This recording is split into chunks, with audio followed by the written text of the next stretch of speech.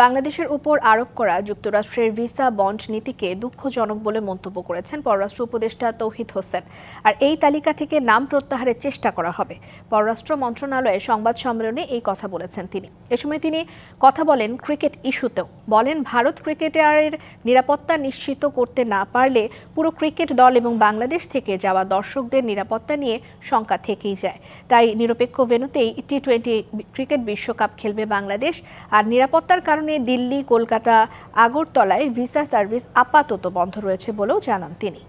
তারা যদি কিছু দেশের উপর এরকম নিষেধাজ্ঞা আরোপ করে, সেটা প্রতি বাংলাদেশ থাকবে, এটা আমার কাছে খুব অস্বাভাবিক মনে হচ্ছে না। ক্রিকেটার সে তো একটা সীমিত সময় ওখানে যাবে, খেলবে, তারপরে হোটেলে চলে যাবে।